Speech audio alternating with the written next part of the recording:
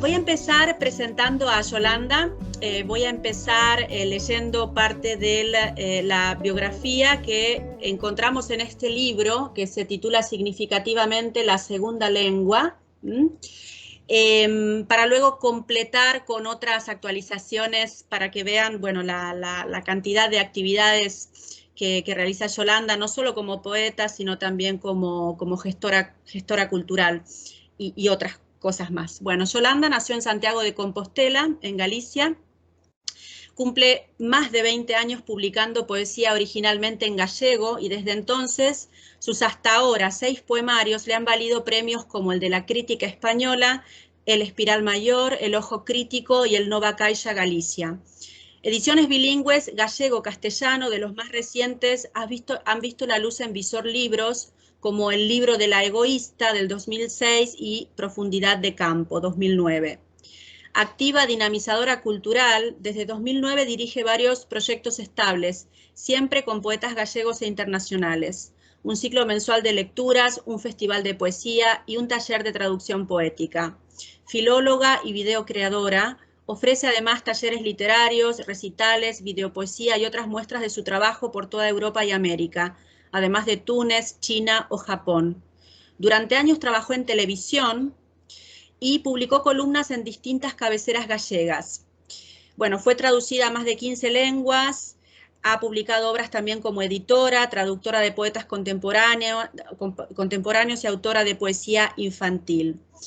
Y voy a completar diciendo que fundó, luego le voy a hacer una pregunta específica sobre esto, fundó su propia residencia para escritores en Galicia en 2009.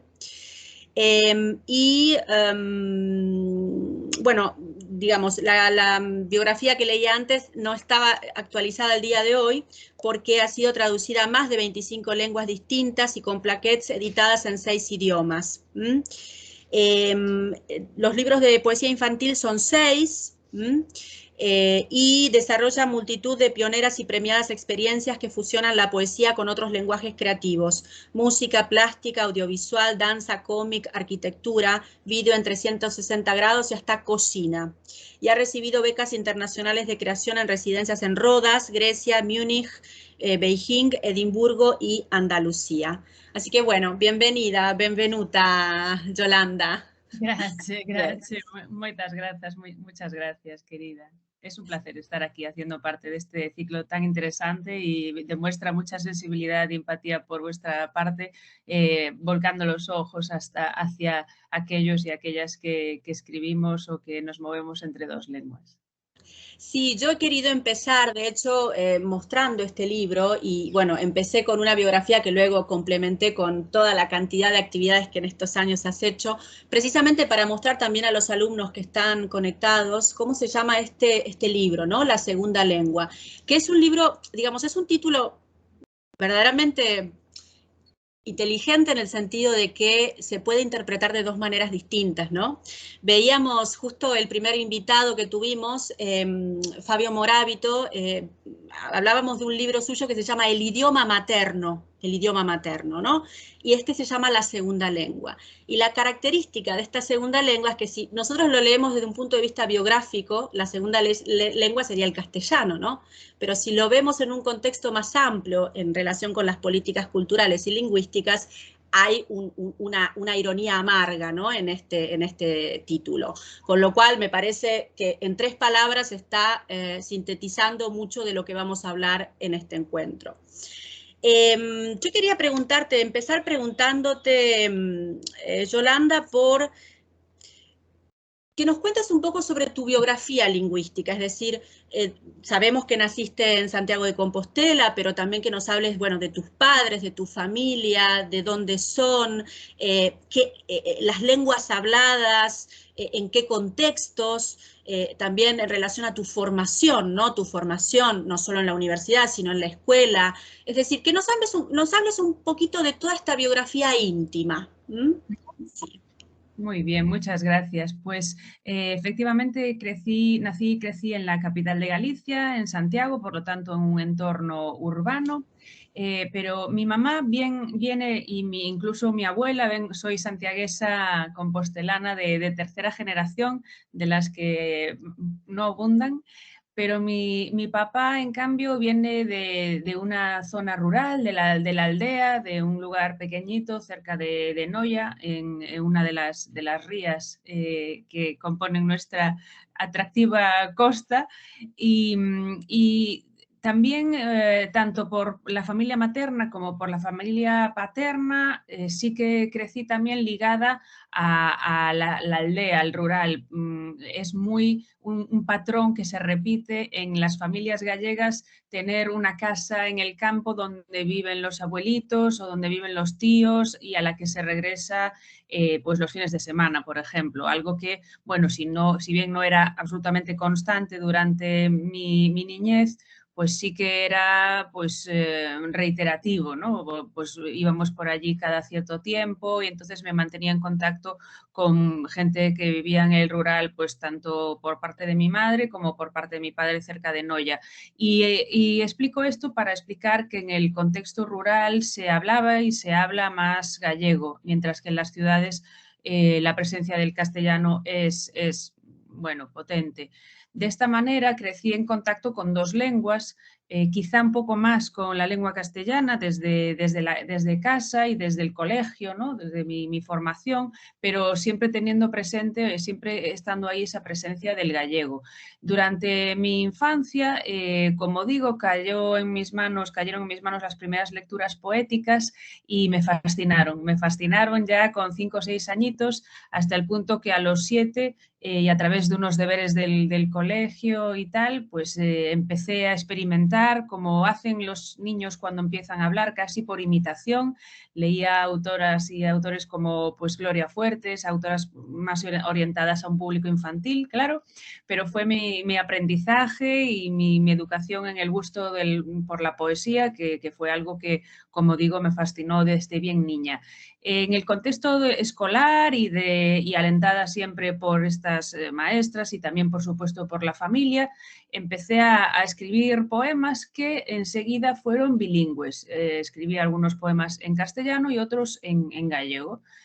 Pero ya andando el tiempo, en la adolescencia, sobre los 15 años o así, tomé partido por una de las dos lenguas, contrayendo con ella un compromiso muy intenso e irreversible. Bien, y en la escuela, ¿tenías formación en las dos lenguas? Sí, tenemos formación en ambas lenguas desde 1983, que bueno, aparece pues el Estatuto de Autonomía, las leyes de normalización lingüística, se hace pues obligatorio en la enseñanza desde las etapas de la primaria. Bueno, con una presencia al principio más tímida, luego algunas clases más que tocaban algunas otras materias aparte de la propia materia de gallego, de lengua gallega. Ahora, en los últimos años ha habido un pequeño retroceso contra todo pronóstico, pero en cualquier caso, sí que desde la enseñanza más básica pues tuve formación en ambas lenguas y enseguida también ya en la secundaria me orienté mucho hacia la literatura, no solo la lengua, sino también el estudio de la literatura gallega y ya podía tener pues toda esa tradición literaria que, como sabes, es tan rica, que se remonta a los trovadores de la Edad Media, pues como base de referencia directa. Sí, sí, toda la literatura galaico-portuguesa, ¿no? Y bueno, de ahí en adelante. Y bueno, y para ir a lo contemporáneo, es impresionante en estos últimos años la cantidad de mujeres gallegas premiadas, no solo a nivel autonómico, sino a nivel nacional. Impresionante esto, la cantidad, muchos nombres. Date cuenta que la figura estandarte, la figura fundacional de la literatura gallega moderna no es otra que una poeta, claro, del siglo XIX, pues tan grande como Rosalía de Castro. Son muy pocas las literaturas pues, nacionales, las literaturas vinculadas a un idioma que encuentran en una figura femenina su figura, pues eso, mayor, ¿no? Y yo creo que esto al final imprime carácter.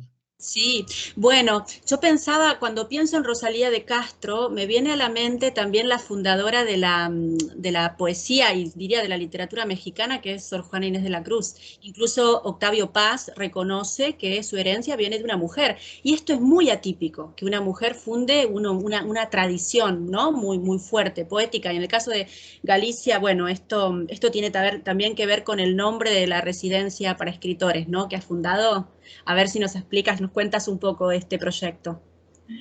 Claro, cuando quieras. Se trata de, bueno, del sueño de mi vida, del proyecto de mi vida en el que he depositado pues la mayor inversión a nivel de tiempo, trabajo, esfuerzo y dinero personal, sin ayudas públicas ni privadas de ningún tipo, porque sí creo mucho en el sistema de las residencias como un balón de oxígeno para quienes quieren dedicarse o queremos dedicarnos a la literatura, pudiendo apartarnos de nuestros quehaceres, de nuestras distracciones y pudiendo pues, sentirnos escritoras 24 horas al día, pues dándole ese impulso definitivo a nuestra novela, a nuestro poemario, a nuestra pieza dramática. Para eso tenía que encontrar el lugar idóneo, un lugar enfocado todo al trabajo de creación y en un lugar que fuese al mismo tiempo tranquilo, sosegado e inspirador, y lo encontramos precisamente en un apartamento marinero del siglo XIX que había sido erigido, había sido construido precisamente en 1863. Nos dimos cuenta que era el mismo año en que Rosalía de Castro había publicado sus Cantares gallegos y que por lo tanto se podía considerar el año del rexurdimento, como le llamamos, del renacimiento literario de las letras gallegas. Así que esa feliz coincidencia tenía que celebrarse. Bien, bueno, muy, muy significativa coincidencia entre sí, una tradición y un lugar físico. Bien, a ver, yo estaba leyendo que autotraduces, ¿no? Te autotraduces, es decir, todas las ediciones bilingües son ediciones tuyas. Quería preguntarte por este proceso de autotraducción, porque claro, el autor siempre tiene permisos, ¿no? No es juzgado como un traductor externo, ¿no? De traidor, etcétera.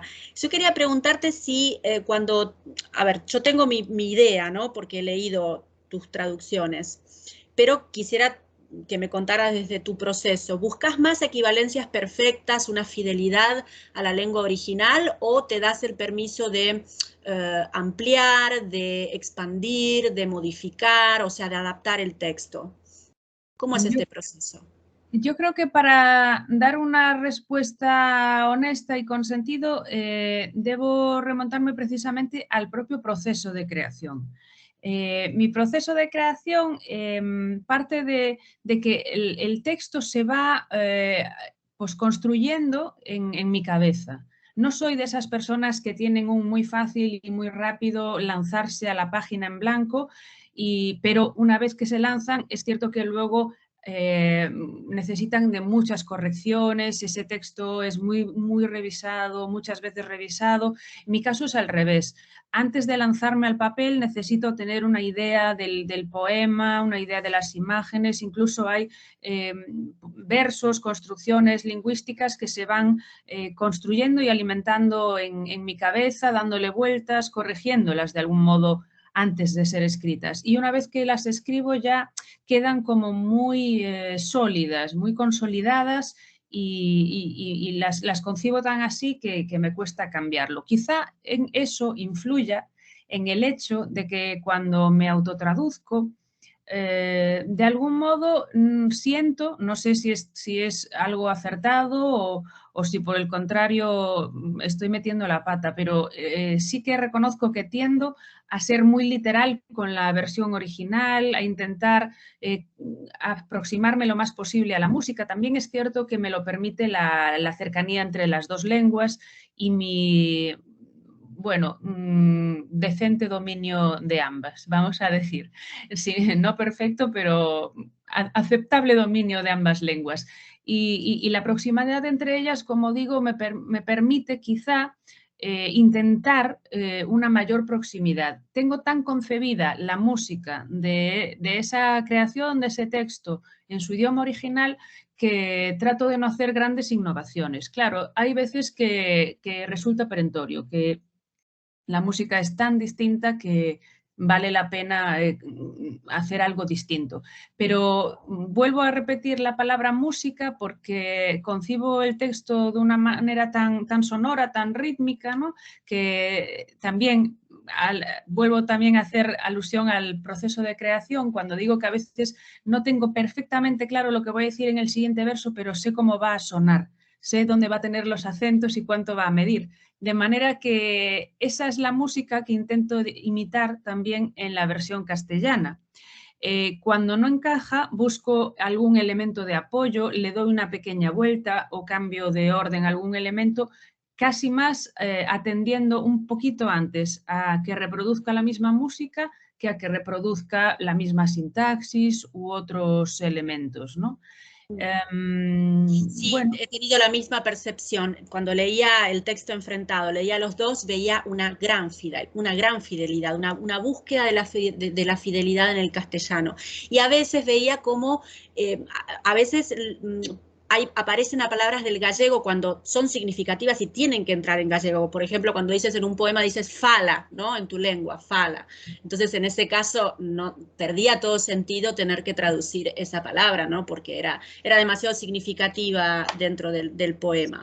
Sí, además hacía un juego con, bueno, con una otra palabra en otro idioma al que hacía alusión la historia del poema y no funcionaría si no lo copiase. Sí, yo creo que abordo la traducción como un ejercicio creativo, que desde luego es, claro, y bueno, pues tiendo a pensar que haciendo yo mío, ocupándome yo misma de la traducción, bueno, me responsabilizo de los errores, trato de hacerlo con honestidad, de responsabilizarme de esos errores que pueda cometer, pero bueno, también los aciertos pues quedan en casa, ¿no? No deja de ser pues otro poema mío también, pues con sus aciertos y con sus errores, pero no, bueno, incido en el mismo ejercicio creativo.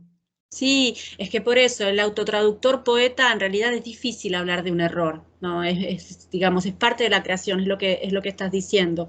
Y este aspecto que decías de la musicalidad es también se percibe muy claramente la importancia del elemento fónico en tu poesía y también todas las palabras ligadas con incluso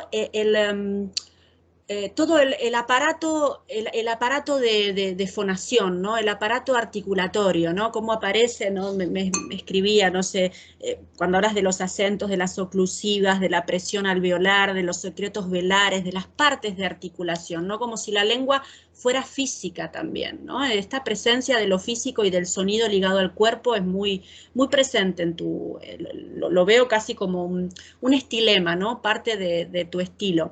Yo, a ver, tendría varias cosas que preguntarte, vamos a continuar hablando, pero me gustaría también, nos gustaría escucharte, leer tus poemas en las dos lenguas de ser, o sea, quiero decir, el gallego seguramente, el castellano puede estar o no, pero bueno, me gustaría que estuviera. Y hay, en particular, yo me he señalado 5 poemas, pero pues, elige los que quieras, porque hay uno que es un poco más amplio, que no tiene solamente que ver con la lengua, sino que habla de una cultura. La palabra Galicia, poema La palabra Galicia, o luego Mi amigo habla atonal, porque aquí hay un juego también con el silencio, ¿no? Y hablas de la lengua madre.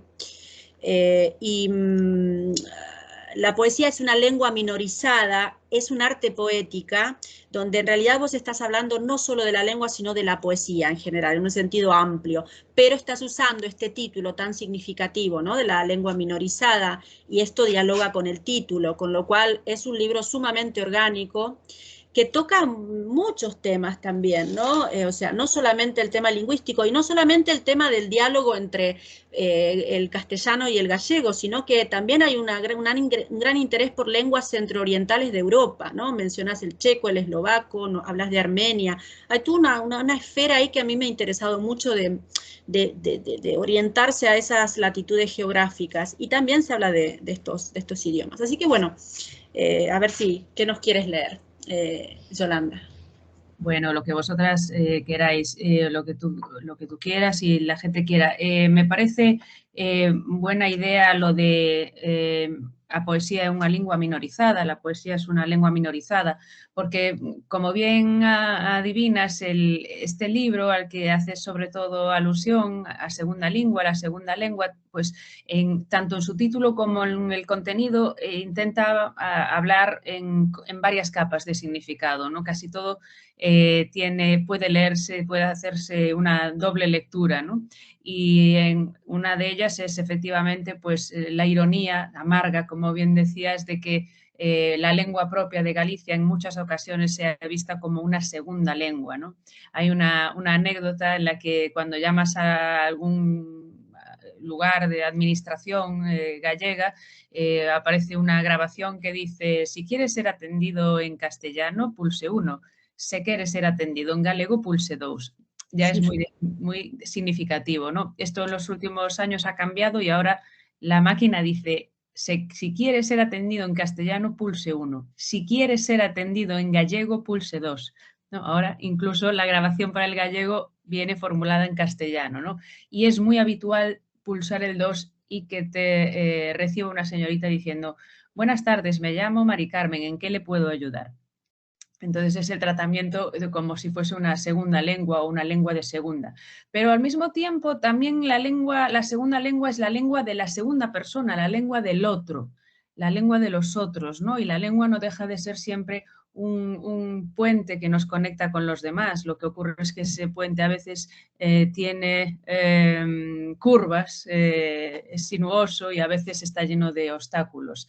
Así que alcanzar al otro, comunicarse es también el trasunto de alcanzar al otro y alcanzar al otro también puede ser en clave de deseo, ¿no? Así que la lengua del otro, ¿no? Alcanzar al otro es también pues, conectar con él a nivel del deseo. Por eso también me funciona también la metáfora de la lengua, el concepto de la lengua, porque la lengua para muchas de los idiomas de nuestro contorno es idioma, es sinónimo de idioma, pero también es un músculo que tenemos en la boca. Hacías alusión a toda esa parte física que aparece en el libro, tienes toda la razón, y es esa parte física que también podemos conectar con el deseo, porque también la lengua se implica en el deseo, en la carnalidad, en la experiencia amorosa. Y finalmente mi condición de filóloga me hace también inspirarme mucho en la lengua, en los elementos de la lengua, en los que puedo llegar a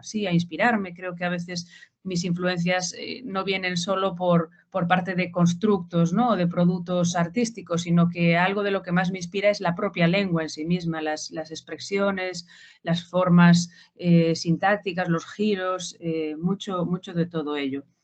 Pero en cualquier caso, también la propia poesía me inspira mucho, me muevo entre poetas, trabajo entre poetas, como sabes, converso sobre poetas y eso también alimenta mucho mi propio trabajo y me interesa el tema metapoético también como contenido. Así que en lo que vamos a estar de acuerdo es en que a poesía é unha lingua minorizada. La poesía no es el lenguaje del poder, al contrario, de hecho la poesía es el discurso alternativo a ese lenguaje tan gastado de los medios de comunicación, del poder, etc. Entonces leo a poesía é unha lingua minorizada. Comezaría polo espesor, a súa acidez, o seu pH. Camiña igual ca unha muller, entre o masacre do invisible e o campo de concentración da visibilidade. Ladra estilo e final, unha épica hospitalaria. No poema a linguaxe faise ouvidos xordos a si mesma.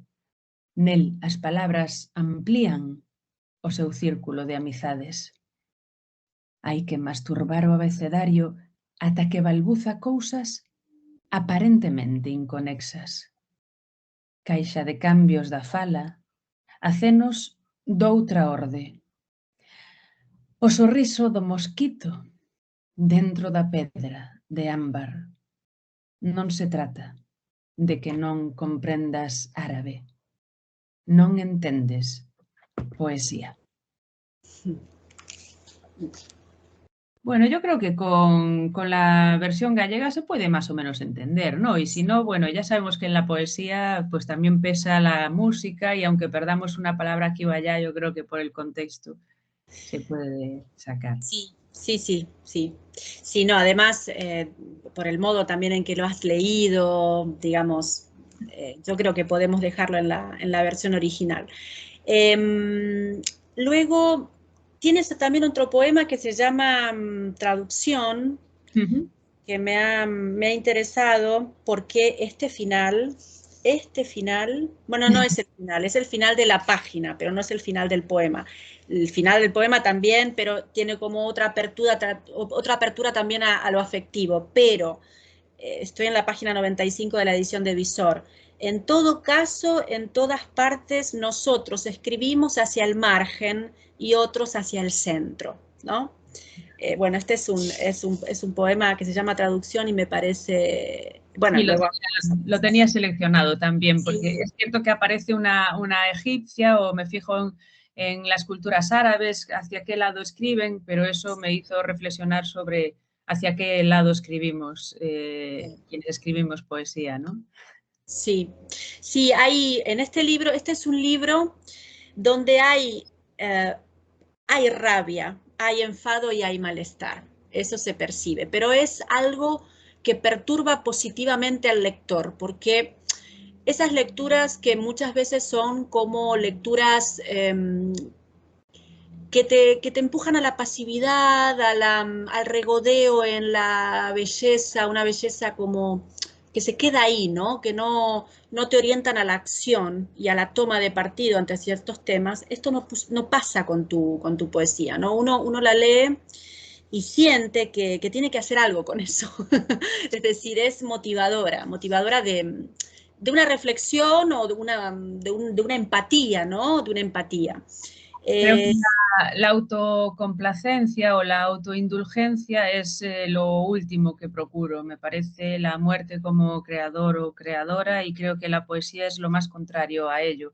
Al contrario, casi muchas veces prefiero antes una poesía como un arte, como cuando voy al teatro o cuando miro plástica o artes visuales. Siempre prefiero un arte antes que incomode que uno que apele a la autocomplacencia o la autoindulgencia.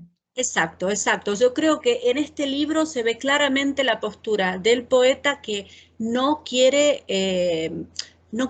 autoindulgencia y que no quiere esa pasividad del espectador o del lector. Es un libro atravesado por ese sentimiento, por ese ímpetu, ¿no? Eh, a ver, ¿qué más nos quisieras leer de este libro? Sí, tenía precisamente seleccionado este poema de traducción que Sí. tratando el tema que tratamos creo que viene al caso y si os apetece os lo puedo traducir al castellano además ahora. Solo descubrí su voz cuando habló en una lengua que yo comprendía, pero no importa. Vamos excretando raíces convertidas en lenguaje. Que mi nombre podía ser cuadrisilábico para ese idioma, que podía relucir tan bien si seguido de Habibti. Importa menos lo que digas si lo dices en italiano, si lo dices en islandés. La egipcia que con la zurda escribe enfrente de mí parece un espejo. Modelamos con las cenizas de todo lo que un día ardió entre lenguas de fuego. En todo caso, en todas partes, nosotros escribimos hacia el margen y otros hacia el centro. Porque traes una polca en las comisuras, habrá que aprender nuevos pasos de baile. Pero no importa. Todos los abrazos son traducciones. Y aquí está la presencia del otro, ¿no? De la segunda lengua, lo que decías antes de que la segunda lengua significa también una forma de buscar una comunicación con el interlocutor, ¿no? Y bueno, y el abrazo es una forma de comunicación, de los cuerpos en este caso. Claro, traducir siempre es acercarse al otro, interpretar al otro, ¿no? Así que, claro, la comunicación siempre es acercarse al otro, ¿no? Salir de nuestro yo a buscar al que está enfrente. A ver, voy a hacerte una pregunta ligada a ver, estando en un ámbito en el que no solamente eres una creadora gallega, sino que eres una gestora cultural, y quisiera preguntarte, y además trabajas con instituciones, ¿no? Instituciones a nivel autonómico, como la Junta, o por ejemplo, participas en actividades con instituciones a nivel nacional, bueno, también internacional, ¿no? Pero focalizándonos en España. ¿Cuáles son para ti los desafíos o las necesidades en este presente hoy que podrían conducir a que el gallego fuera mucho más, digamos, se difundiera más, se enseñara más, se apreciara más, o sea, en distintos ámbitos, editorial, cultural, educativo, no lo sé, ¿cuáles serían como desafíos, objetivos a cumplir, en tu opinión, espacios a conquistar? ¿Qué opinas sobre esto? A ver. Si no contase con ejemplos cercanos que me indican todo lo que se puede hacer y que no se está haciendo, no me resultaría tan fácil contestar que existiese una política y un capital que caminasen de la mano hacia un objetivo que fuese el de la internacionalización de la literatura gallega, el poder poner esta enorme calidad, este momento de salud excelente a nivel de diversidad y calidad literaria, a nivel de ambición creativa, de capacidad de riesgo, un momento pues yo creo que muy, muy interesante que está viviendo la poesía gallega y que además se está notando, se está comprobando, se está confirmando. Yo llevaba tantos años diciendo lo que me daba rabia que sonase a chauvinismo, pero al fin, pues cierto reconocimiento institucional al que has hecho alusión me está dando la razón, es evidente, ¿no? Otras literaturas, pues quizá no están pasando por un momento tan espectacular, pero sí se están posicionando a nivel internacional porque cuentan con ese apoyo, con esas políticas de apoyo y además pues unas políticas económicas que las acompañan, ¿no? En nuestro caso carecemos de ellas, desgraciadamente, no existe apoyo institucional ni circuitos de esta nacionalización de la literatura bien aparejados y con una intención potente detrás. Seguimos sin tener pues un instituto Rosalía de Castro, ya le pongo el nombre no desde una invención, sino que bueno, existe ese proyecto como sueño desde hace muchos años, ¿no? Un instituto pues que pueda pues, diseminarnos por el mundo y llevar la noticia de esta fantástica salud que está viviendo la poesía gallega a todos los lugares de Europa, del mundo. Pues yo cuando viajo pues me encuentro que la mayoría de la gente conoce a lo mejor pues poetas de otras de las literaturas del Estado español, pero de la literatura gallega muy poco, con muchas dificultades. O sea que casi ahora dándole la vuelta y enfocando lo positivo, que pues varias personas hayan alcanzado premios nacionales, tanto a nivel de creadores adultos como de poesía joven, tiene un mérito, vamos, desmedido por la falta de apoyo que existe detrás, ¿no? Porque llegan allá exclusivamente con su obra, incluso siendo muy difícil dar con ella y sin ningún tipo de apoyos. Así que claro que necesitaríamos muchas más plataformas y circuitos que al menos nos diesen la oportunidad, y ya no digo por mí porque yo pues soy una privilegiada, pues en mi caso individual y es fortuito, es casual, es muy personal, pero al final pues he logrado estar ahí, ¿no? Pero hablo por mis compañeras y mis compañeros que realmente merecería que se le diese la oportunidad de escucharlos, de escucharlas y de descubrir literaturas fascinantes. La formación de un instituto, la institución, como institución sería fundamental. Esto sería verdaderamente fundamental. Yo lo estoy pensando desde una lengua extranjera, ¿no? Es decir, yo te estoy hablando desde Italia y claro, tanto la presencia del Instituto Cervantes como también del Ramón Llull en distintas universidades de Italia. Hay, no sé, 3 o 4 universidades que tienen gran diálogo, ¿no?, entre cátedras con Ramón Llull, y hay intercambios y hay actividades que se generan que luego, digamos, esto despierta en los estudiantes el interés por investigar, por realizar sus tesis sobre estos autores. Todo esto podría contribuir muchísimo a la difusión de la literatura y de la cultura gallega, seguramente. Yo tengo, a ver, mis afectos en España están como diseminados en distintos lugares, ¿no? Pero en lo que concierne a Galicia, mi abuela era de Cambados, era de Pontevedra. Wow. Sí, mi abuela nació ahí, se fue en el 38 y bueno, viví con ella hasta los 22 años en que murió. Con lo cual toda la experiencia de la pesca en las rías y un montón de paisajes y de historias de su lugar natal siempre me los transmitió. Con lo cual, digamos que hay una cuestión también afectiva ligada a mi interés puramente lingüístico o poético también, ¿no? Así que no, yo también considero que la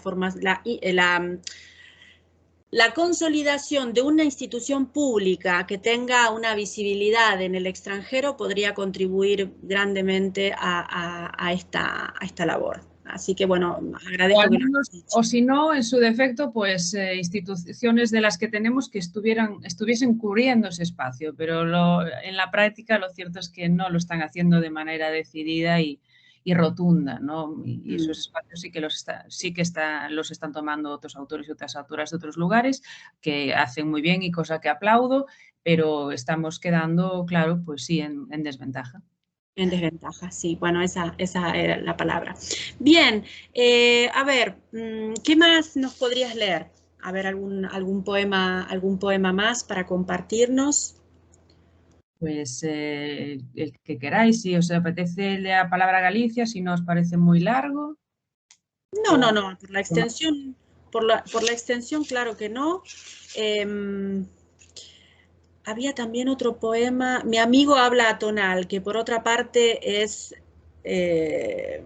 bueno, este me gustaría mucho, además de la palabra Galicia, porque algo de lo que nos olvidamos muchas veces en la poesía es la importancia del silencio, que es tan importante en la música también, ¿no? El silencio es importante en la música, en la poesía, y estás hablando del silencio, que es un lenguaje universal en este caso, ¿no? Es decir, estás como colocándote en un lugar como supralingüístico, ¿no? Que es el silencio y que nos une, ¿no? Y además aquí porque estás hablando de un contacto con un enunciador, un interlocutor que habla otro idioma. A ver, mi amigo habla tonal. Tendría que ir a buscarlo a otro lugar. No lo tengo justo aquí, tengo otros, pero justo este creo que no lo tengo. Marisa, ¿me das un minuto? No, por supuesto, por supuesto, mientras hablo de la cantiga de amigo, entonces, así, porque también como se llama Mi amigo habla tonal, para mí es inevitable pensar también en la cantiga de amigo, ¿no? Quizás no ha sido consciente, ¿no? No. Pero, digamos, toda la tradición de la literatura galaico-portuguesa, de la cantiga de amigo, yo digo, claro, una gallega hablando de amigo tiene toda una resonancia, una tradición de siglos, ¿no? Así que sí, tranquila, que vayas buscando tu... Sí, sabes que tiene esa tradición de siglos y que, bueno, pues también implica muchas cosas ese tipo de amigo, ¿no? Sí, lo sé. Por supuesto. No estaba pensando en ese tipo de amigo ahora, pero estaría bien. Podría, si quieres que lo lea, hagamos así. Yo lo voy a leer en castellano, con mi acento rioplatense, y luego vamos a leer, tú vas a leer el original en gallego. A ver, mi amigo habla tonal. Sí. Tu idioma carece de artículos definidos. Por eso me dices que vas a dejar el junio para el París. Cuando hablamos, acabamos todos manchados de lenguaje. Solo en la lengua madre alcanzamos el propio silencio. ¿Por qué hablas atonal? No sé si esconderás las graves lagunas de una oda o los riscos esdrújulos de la épica. Si digo esa palabra, estará muy lejos de mis labios. Tú seguirás buscando respuestas en la etimología. Tú siempre sabes tasar lo que soltar y lo que dejar a salvo. Solo tu timbre nunca tiene claro dónde poner los acentos. Que lo que digamos sea menos importante que lo que nos salve. Las lenguas son babosas arrastrando su estela de baba. Estoy segura de que en París te expresarás bien agudo, si solo pudiese escribir como tú. O meu amigo fala atonal. O teu idioma carece de artigos definidos, por iso me dis que vas deixar o xuño para o París. Cando falamos, acabamos todos manchados de linguaxe. É só na lingua nai que acadamos o propio silencio. Porque falas atonal non sei se agacharás as graves lagoas dunha oda ou os riscos esdrúxulos da épica. Se digo esa palabra estará moi lonxe dos meus labios. Ti seguirás buscando respostas na etimoloxía. Ti sempre sabes taxar o que soltar e o que deixar a salvo. Só teu timbre nunca ten claro onde poñer os acentos. Que o que digamos sexa menos importante que o que nos ande. Cada lingua é unha lesma arrastrando o seu ronsel de baba. Estou segura de que en París te expresarás ben agudo. Se só puidese escribir como a ti. Bien. Bueno,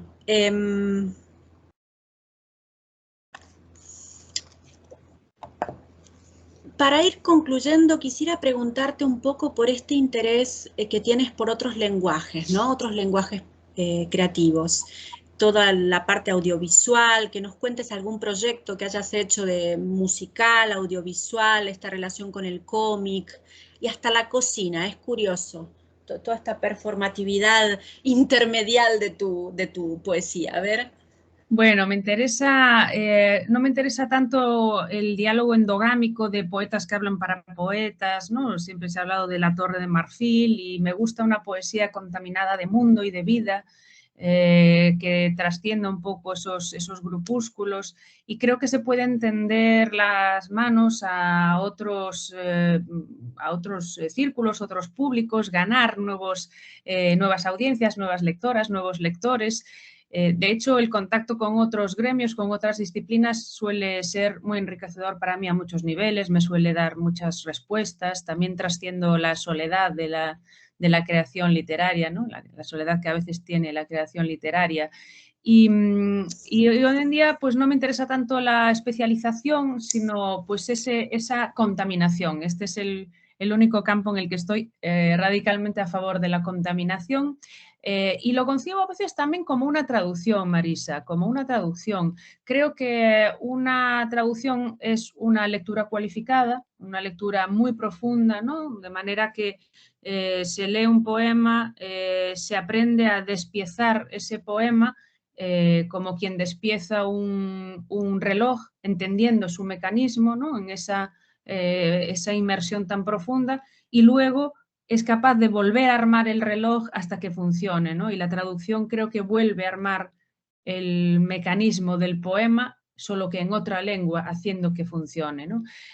La traducción es una lectura cualificada, como digo, y para mí estos diálogos intergenéricos no dejan de ser también una lectura cualificada que trata de interpretarse en otro código, a través de otro código. Es decir, pues responder a las mismas metáforas, a las mismas imágenes, a las mismas metonimias y los mismos contenidos, traduciéndolos a imágenes o traduciéndolos a música o a otros impulsos creativos, ¿no? A la creatividad le crecen así brazos que hoy alcanzan pues, lo matérico, mañana lo escénico, y de esta manera también pues, brindan más asideros al lector, a la lectora, ¿no? Se puede, pues es como, como cuando hacemos un texto ilustrado, ¿no? También ofrecemos más pistas y volviendo insistiendo en esta metáfora de un texto ilustrado, pues hoy en día las ilustraciones se conciben de manera que intenten no ser demasiado literales, ¿no? Y retratar de una manera pues eso, literal o figurativa, exactamente aquello que el texto dice, sino que intentan aportar algo más, glosarlo o quizá amplificarlo, ampliarlo o quizá comentarlo. Hay muchas maneras de abordar ese diálogo intergenérico. Así es que he emprendido pues bastantes ya experimentos haciendo dialogar la poesía con otros lenguajes creativos como la música, la danza, la arquitectura, pero sobre todo el audiovisual y el cómic. Viajo mucho, como sabes, o por lo menos hasta antes de la pandemia viajaba mucho, y precisamente viajar me proporciona muchas veces muchas lecciones, enriquecimiento, aprendizajes, y precisamente de un viaje a Italia fue donde descubrí algo desconocido para mí hasta entonces, que era el cómic poético.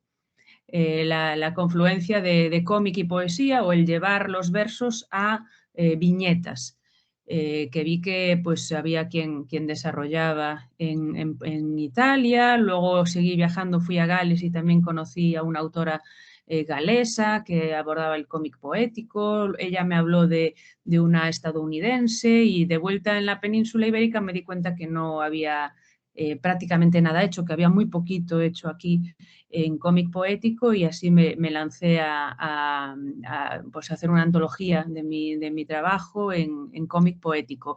Y ya que estamos en Italia, también la fusión de música y poesía es algo en lo que llevo trabajando desde hace muchos años, sobre todo con el compositor Isaac Garabatos, con el que llevo desde 2012 trabajando, y hemos publicado un libro disco en Italia, en Roma, en el sello de Squilibri, que se llama Idioma da tinta, Lingua dell'inchiostro, que no solo tiene un pequeño cómic poético, precisamente a cargo del más emblemático y famoso autor de banda diseñada gallego, que es Miguel Anxo Prado, sobre un poema mío, sino que pues recoge unos cuantos poemas míos con composiciones originales de Garabatos, interpretadas por mí, recitadas en gallego, pero luego en el libro con traducciones al italiano. Bueno, qué bueno que nos hayas dado estas referencias también locales, y considerando que hay algunos alumnos míos de lengua y traducción española, de lo que hablaba recién Yolanda, esto de la traducción, ligar la traducción a las relaciones intergenéricas. Recuerden ese capítulo de Umberto Eco en Dire quasi la stessa cosa, decir casi lo mismo, donde él habla de la traducción interlingüística dentro de la misma lengua, la intralingüística dentro de la misma lengua, la interlingüística entre dos lenguas distintas, y la traducción intersemiótica, que es también una forma de traducción, ¿no? Entre distintos códigos, como decía antes Yolanda, música, poesía, poesía y diseño, ilustración, etcétera, ¿no? Es una forma de traducción también, es intersemiótica, pero es una forma de traducción que cada vez se está desarrollando más. Así que, bueno, nos has hablado de muchos tipos de traducción posibles, lo cual también nos viene muy bien para nuestras clases. Así que, bueno, Yolanda, gracias por tu presencia. Estamos llegando al final de este encuentro. No sé si alguien quiere comentar algo, algún alumno. Son muy tímidos en general, hablan poco, pero después me preguntan a mí, tienen que entregar un trabajo, así que después seguramente vuelven a ver la grabación, me hacen alguna pregunta, se ponen a buscar, pero no suelen hablar mucho en público. No sé si alguien tiene alguna duda, alguna inquietud, quiere comentar algo. Además, he hablado tan rápido y tanto que quizá, no sé. Seguro entendieron todo. Seguro. Estás muy acostumbrada, se nota la persona que está muy acostumbrada también a hablar en público, ¿no? La forma de articulación, la forma de la proxemia, incluso, más que la proxemia, el diálogo gestual, ¿no? Que complementa el mensaje verbal. Así que el escenario se nota, Yolanda. Sí. Bien, a ver, ¿alguien quiere comentar algo? Hay aquí hay una colega que se tuvo que desconectar, hay otra que anda por ahí. Bueno, si no hay preguntas o no hay comentarios, nos vamos despidiendo entonces. Bueno, muchas gracias, Yolanda, por Muy todo. a gusto, ha estado muy a gusto, te agradezco muchísimo tu lectura tan atentísima, tan sensible y tan aguda, ¿no? Con tanto criterio. La verdad que da gusto ser leída por alguien que es capaz de hacer ese análisis, esa interpretación. Muchas gracias por ello y por darme la oportunidad de poder, pues, contaros un poco de la situación que se vive aquí en este rinconcito de Europa. Bueno, un gusto también mío. Y bueno, la seguimos. Un abrazo, Yolanda. Muchísimas gracias. Gracias a todas y a todos.